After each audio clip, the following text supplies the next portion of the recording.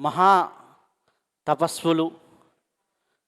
వారు చూస్తేనే వారి దర్శనమే మహా అద్భుతం. దయానంద సరస్వతి వారి యొక్క శిష్యులు పుణ్యగిరి స్వామివారు. వారిని సాధారణంగా స్టేజి మీదకి ఆవాహనం చేసుకుందాం. వారు కనిపించడమే, వారు రావటమే, బయటికి రావటమే మన అదృష్టం. వారు ఎప్పుడూ కూడా సాధనా నిష్టలో మునిగి తేలుతూ ఉంటారు. అటువంటి మహానుభావులు మనం దగ్గరికి రావటం, వారు ఈ కార్యక్రమానికి రావటం, మనం దర్శనం చేసుకోవటమే మహాభాగ్యం. అటువంటి స్వామివారు మన దగ్గర ఉండటం మన అదృష్టం. కాబట్టి వారిని సాధారణంగా ఆవాహనం చేసుకుందాం. ఒక్కసారి గట్టిగా చప్పట్లు. స్వాములు రావటం ఇష్టం లేదన్నట్లుగా ఇట్లా కొడితే ఎలా? సమయాల్లో లలిత భట్టూరిక అనుగ్రహం, కార్తీక మాసంలో సాక్షాత్తు పరమేశ్వరుడి యొక్క అనుగ్రహం నిత్యం వర్షిస్తుంది. జీవుడు చేయవలసింది కేవలం భగవంతుడి అనుగ్రహాన్ని వడిసి పట్టుకోవటం.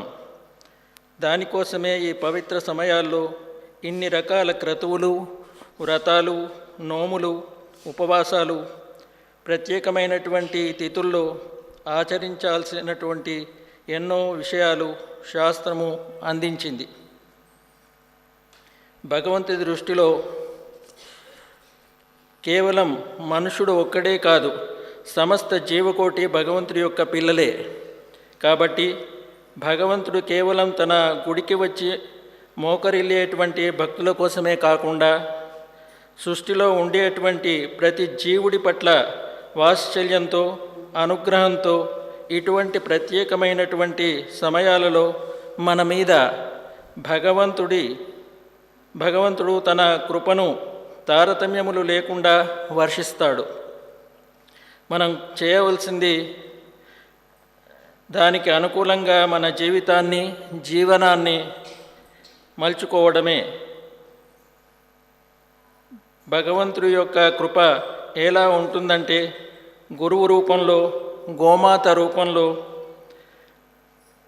కార్తీక మాసంలో ఉసిరి చెట్టు రూపంలో, ధనుర్మాసంలో నదీ స్నాన రూపంలో, ఇంకా జమ్మి చెట్టు రూపంలో, గంగానది రూపంలో, అరుణాచల రూపంలో, తిరుమల రూపంలో, ఇలా ఎన్ని రూపాలలో భగవంతుడి కృప నిత్యం వర్షిస్తూనే ఉంటుంది.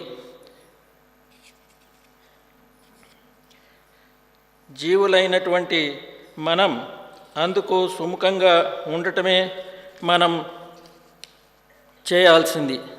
జీవుడు తరించడానికి ఈ కలియుగంలో అత్యంత సులభంగా భగవంతుడు మనకిచ్చింది.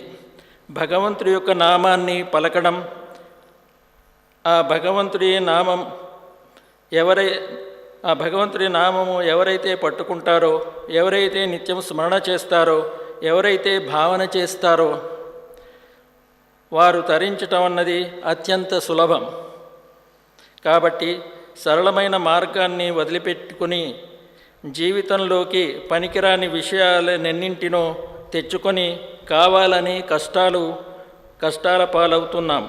కాబట్టి భగవంతుడి కృపకు అందుబాటులో ఉండేటట్టుగా చూసుకోవటం, తద్వారా భగవంతుడి యొక్క కృపకి పాత్రులు కావటం మనం చేయాల్సినటువంటి ముఖ్యమైన పని.